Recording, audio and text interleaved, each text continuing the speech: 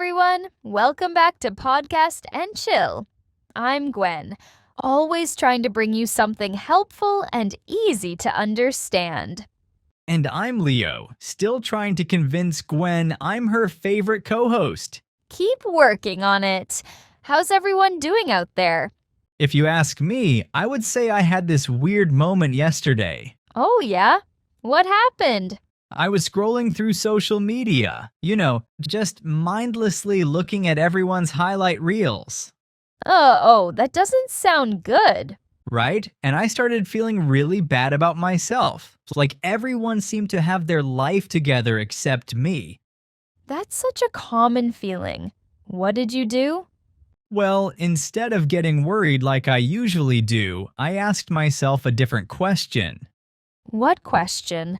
What if I focused on becoming the best version of myself, instead of comparing myself to others? Ooh, I love that shift in thinking. It got me thinking, why don't we talk about how we can actually become the best version of ourselves? That's such an important question. And here's what I've learned. You don't have to start with huge, life-changing moves. Really? Really. All big changes begin with small steps. I like the sound of that. And before we jump in, don't forget to stay until the end for our vocabulary section. We'll explain useful words and phrases from today's talk. In case you want to practice the words, check out the PDF in the description box. It has fun exercises to help you remember better. Okay, now let's get started.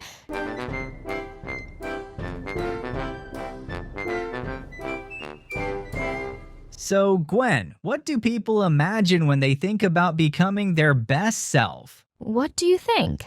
I would say they probably imagine some huge transformation, like suddenly waking up at 5 a.m. or running marathons.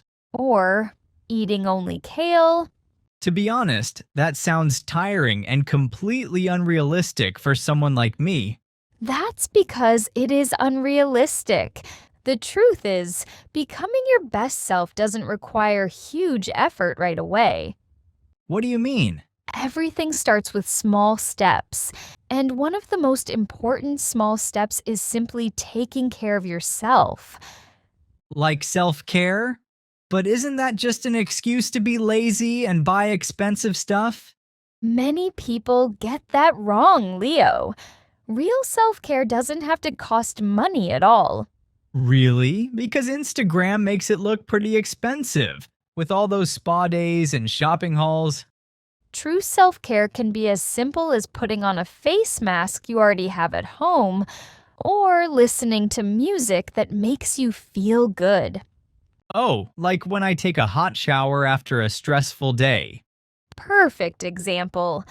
Or doing some gentle stretching, taking a walk around the block, even just sitting quietly for 5 minutes. That actually sounds easy to do. I know, right? But wait, isn't focusing on yourself kind of selfish? I'm so glad you asked that, because this is where people get confused. How so? Think about it this way. When you're on an airplane, what do they tell you about the oxygen masks? Put your own mask on first before helping others. Correct. And what's the lesson here? Taking care of myself actually helps me take better care of other people. Yes. When you're rested, when you feel good about yourself, when your basic needs are met, you have so much more to give. That makes total sense. Like when I'm stressed and tired, I'm probably not the most patient person to be around. So true.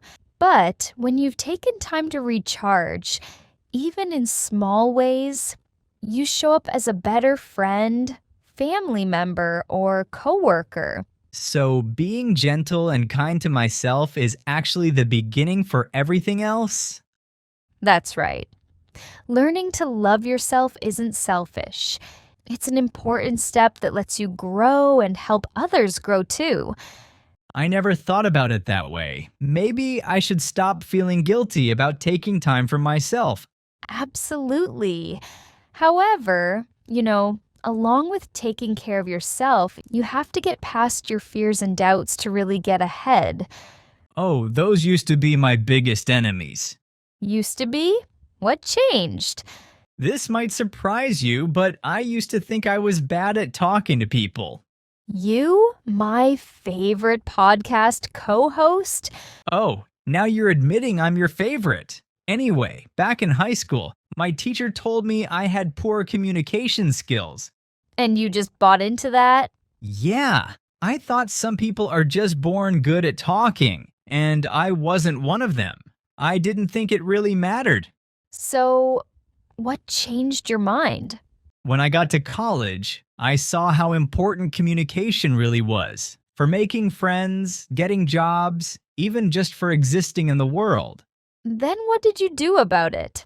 I started practicing, even though I was scared. I'd force myself to ask questions in class, join group discussions, things like that. That must have been scary. Absolutely scary.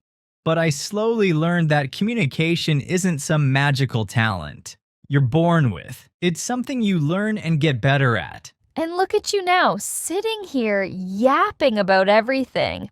Right? I'm really glad I pushed through the fear and self-doubt. So, what advice would you give to someone who feels the same way? First, change how you talk to yourself. Like what? Like, instead of, I'm terrible at this, try, I'm learning, and that's okay. That's such a simple but powerful change. Right? Second, remind yourself that things take time. Just take baby steps. Don't rush. But what if someone still doesn't believe they can do it? Changing your mindset isn't easy. Then fake it until you make it. Like, pretend? Yep, or some would say, gaslight yourself. Just act like you're someone who can do the thing you're scared of. Oh, like Rihanna once said in an interview. Pretend. Fake it? Yeah. Until we make it? I mean, why not? It's either that or cry myself to sleep. Oh, Riri was so on point in that interview. I actually used this mind hack when I was learning French. What did you do? Pretend you were fluent? No, I pretended I was someone who was good at learning French. I told myself, this grammar is so easy. That's so smart. Dear our friends, if you're struggling with English, why not pretend English is easy? And what else are you afraid of? Did you do anything to deal with it? Leave a comment below and share your story. So we've talked about self-care and facing our fears. But what if the problem isn't just inside our head? What do you mean? Like, what if you're stuck in an environment that just doesn't support your growth? Oh, that's a big one. Where we live and who we're around really matter. Right? Like, imagine trying to study in a house where people are constantly arguing or having friends who always put you down. Those are what I call toxic environments. So what counts as toxic? Because sometimes it's hard to tell. When something makes you bad and tired instead of good and happy, it's toxic. Like people who consistently make you feel bad about yourself, discourage your goals, or create unnecessary drama. Yep. Or even friends who always complain but never want solutions. I used to have a friend like that. Every time I mentioned wanting to improve my French, they'd say, "Why bother? You'll never sound like a native anyway." I'm glad they're no longer your friend. So am I. So, what do you think we should do when we're in a toxic place or around toxic people? Change it, right? That sounds easier said than done, though. True, it's not always easy, but it is possible. Let's start with your space. Okay, how? If studying at home makes you sleepy or distracted, try a library, a quiet coffee shop, or even a co-working space. New spaces help you focus better because there are fewer distractions and a different vibe. What about toxic people? You can't just change your family or coworkers. That's true. but you can choose how much time and energy you give them. If you can't cut them off, you can spend less time with them. Talk only when needed.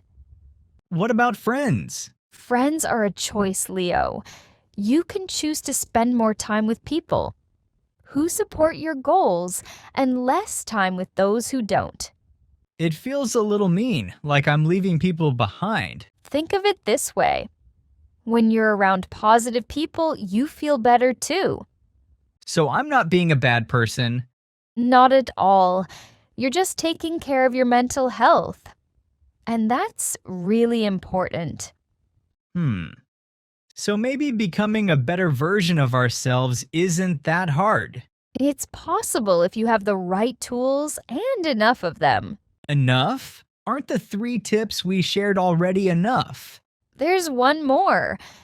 Do you know what sometimes happens when people set big goals too fast? They fail? Yep. Sometimes people really want to change, so they make big goals and tight schedules. But it's too much, and they feel overwhelmed. Then they give up. Let me guess. The last tool is about how to set goals the right way. You're right. But I want to focus on one part: time management. Ugh, I'm so bad at that. I'm the guy who sets 5 alarms and still shows up late. Don't worry, you're not the only one, but I've got a trick for that. Tell me, what should I do differently? First, split your big priorities from small tasks.